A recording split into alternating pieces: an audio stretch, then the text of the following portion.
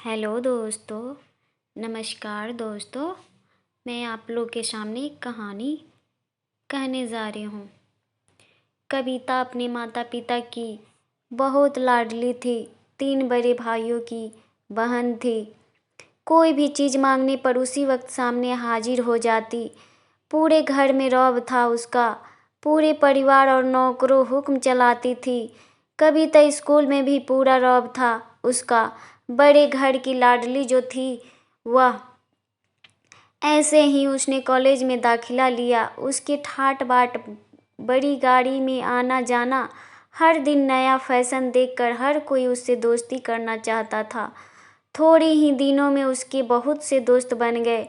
पूरे कॉलेज में उसकी अपनी ही एक पहचान थी। इन दिनों उसके घर एक रिश्ता आया। खानदानी लोग थे और पापा की पुरानी जान पहचान थी। उनके साथ कविता के साथ कोई ज़बरदस्ती नहीं थी, पर कविता ने फिर भी हाँ कर दी, क्योंकि वह अपने परिवार से बहुत प्यार करती थी। वह जानती थी कि वह लोग उसका अच्छा ही सोचेंगे। लड़के का नाम राज था। राज काफ़ी पढ़ा लिखा और समझदार लड़का था।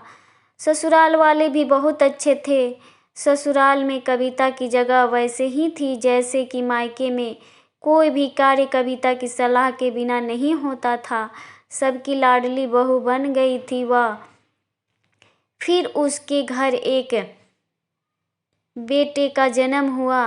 राहुल कविता को जान से प्यारा था। पोता पाकर ससुराल वाले तो फूले नहीं समाते थे। कविता कभी कभी सोचती कि उसकी किस्मत कितनी अच्छी है। उसका हर अपना उसे कितना प्यार करता है। चाहे जीवन में कैसा भी समय आए, मेरे अपने हमेशा मेरे साथ है।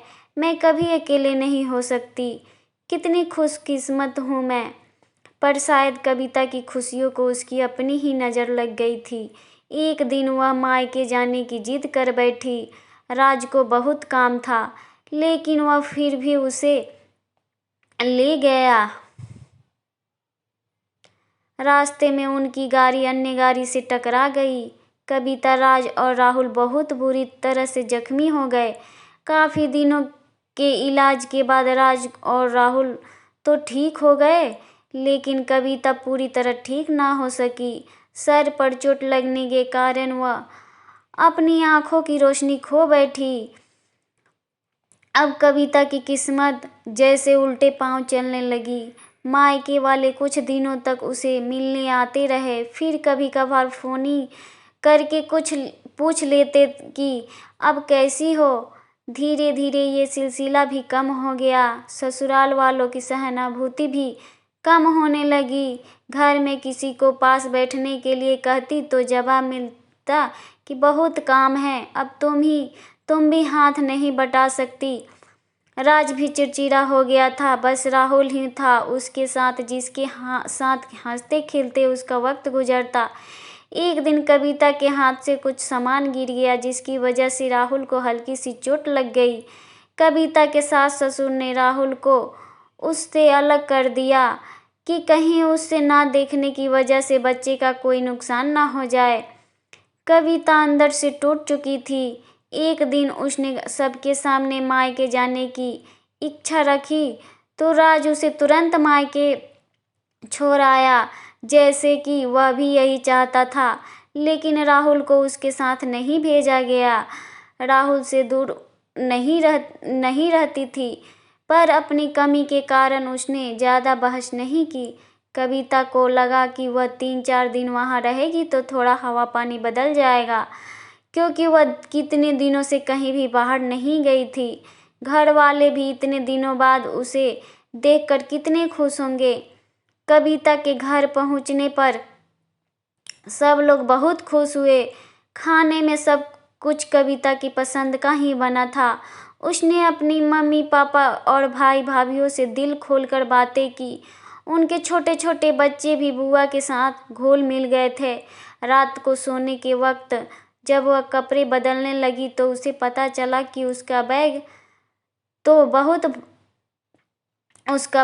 बहुत भरा हुआ था।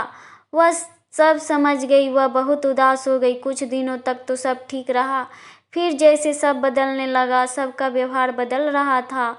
वह लोग जैसे थक चुके थे उससे। सब लोग घुमा फिरा कर पूछने लगे कि राज कब आ रहा है, उसे ले जाने। वह बहाना बना देती, जबकि वह जानती थी कि उस घर में अब उसके लिए कोई जगह नहीं। कविता से चलते वक्त कुछ न कुछ नुकसान हो जाता। थोड़ी बहुत टोका टोकी उसे सुनाई देती, वह टाल देती। एक दिन उसके हाथ से लगकर एक कीमती फूलदान टूट गया। छोटी भाभी ने बहुत हंगामा मचाया। कविता के माता पिता रोज रोज के झमेलों से तंग आ गए थे। उन्होंने राज को खुद से फ़ोन कर दिया। राज कविता को अपने घर ले गया। कविता को अपने परिवार वालों से ये उम्मीद ना थी। जिस कविता के कहे बिना घर में एक पत्ता भी नहीं हिलता था, उस घर के लिए वह अब बोझ बन चुकी थी। राज के साथ ससुराल आते वक्त वह बहुत खुश थी, क्योंकि वह अपने घर जा रही थी, अपने जिगर के टुकड़े राहुल के पास। परंतु यह खुशी भी कुछ पल की ही थी। सारा बंदोबस्त पहले ही किया हुआ था।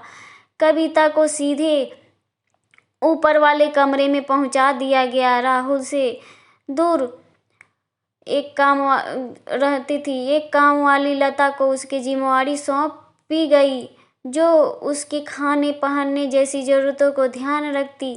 कविता ज़्यादातर चुप ही रहती। कभी कभी काम वाली लता से थोड़ा बतिया लेती।